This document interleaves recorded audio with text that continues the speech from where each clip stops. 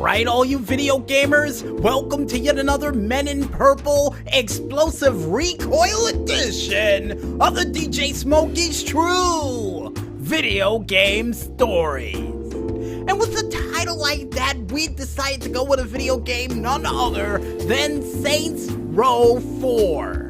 And for those who are wondering at home, yes, this is the second video game story we've told from this game, besides the Christmas adventure we went on several years back. So it's always good to revisit this game under normal conditions, if you could call that game normal. And I guess with that said, I think it's time for us to get ready to lock and load, call in our homies, and get prepared to take it to Zinyax's forces on an alternative planet in alternative realities as we get ready to paint the picture. Alright, this video game story began approximately 6 years ago when I decided to play this game and use every single weapon at my disposal to try to take over everything around me to make the main part of the game easier. Ultimately just doing all of the side quests and causing as much mayhem on the streets as possible.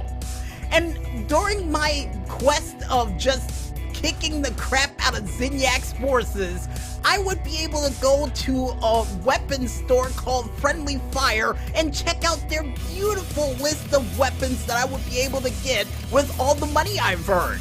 And I was able to get weapons that would go back to not only RoboCop, Lara Croft, Desperado of all weapons with the rocket launcher guitar case, even a weapon dedicated to the legend himself known as Burt Reynolds.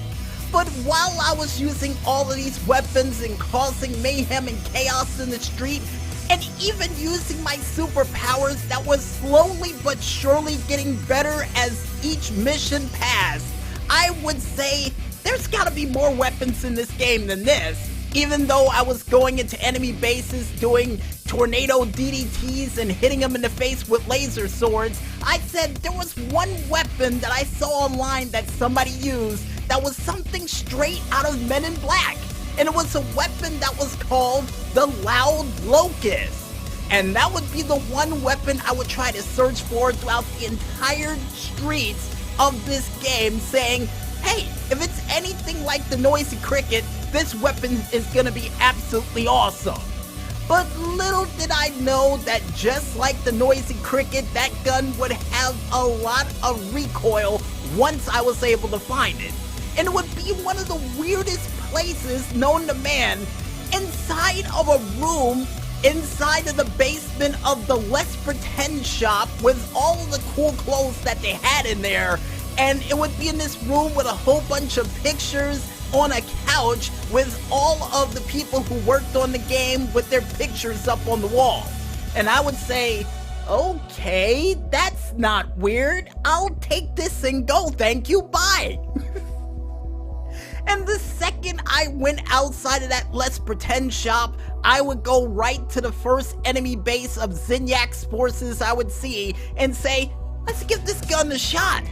And then I would see one of Zinyax's forces running toward me with one of his alien guns and say, freeze, MIP, boom, and shoot it. And at the same time when I shot it, I would blast back into the streets and get ran over by 2 cars and killed instantly after I used the gun. Now granted, the person who I shot with the gun died and flew into the air and almost hit that giant oversized radio tower that was by him, but I died and died in the middle of the street with superpowers that I had and died due to 2 cars that was made of metal and rubber. So I would stop using that gun after that day, but I would be able to play this game alongside of my friend Juju and said to Juju, hey Juju, I got something to show you. And automatically I knew it was a terrible idea to show Juju this gun, but at the same time I said, you know what, I need a laugh. Juju needs to get on this.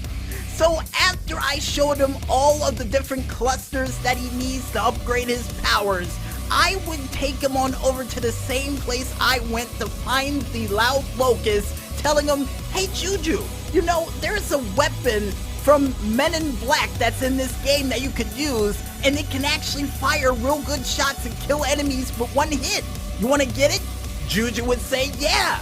And once we went in there to get the weapon, Juju went out on the street and I told him, hey Juju, you might want to be careful using that gun. And Juju said, alright. And I would take him over to the same base that I went to on his save file to try to take out those enemies. And Juju would do just about the same thing I would do, only this time it would be just a little bit more destructive than I would. Because Juju would end up seeing those aliens coming, I would throw down a couple of sticky bombs, and then alongside with those bombs, you had a whole litany list of traffic cars parked right behind them. And when Juju fired off that gun, and I was up top on one of the buildings because I wanted to get a good angle of it, next thing I know, boom, he shoots the shot, the gun kicks him back, the explosion destroys all the cars on the block that was linked next to each other in some giant oversized chain reaction, and Juju would just sit there going, holy crap! Now granted, he said something else, but at the time it was so funny I just had to laugh.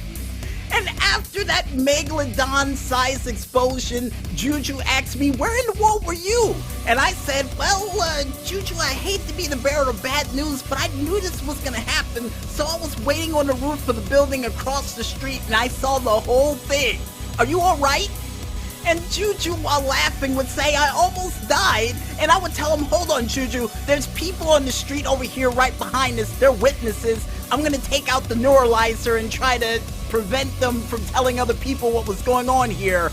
And Juju, thinking I really had a neuralizer, said, hold on, I need to put on my glasses to make sure I don't lose my memory from this. And I said, don't worry, you won't need them, because I would jump up in the air as high as I could, charge my fist up, and aim right down toward the ground where all those people were to do a giant oversized Superman-like punch, causing a mushroom cloud explosion, taking out everything within the area, including the people that were at the base that tried to kill Juju, causing him not only to win that mission, but for everything within a 3 to 5 block radius to be absolutely destroyed. And Juju said, where in the world did you learn that?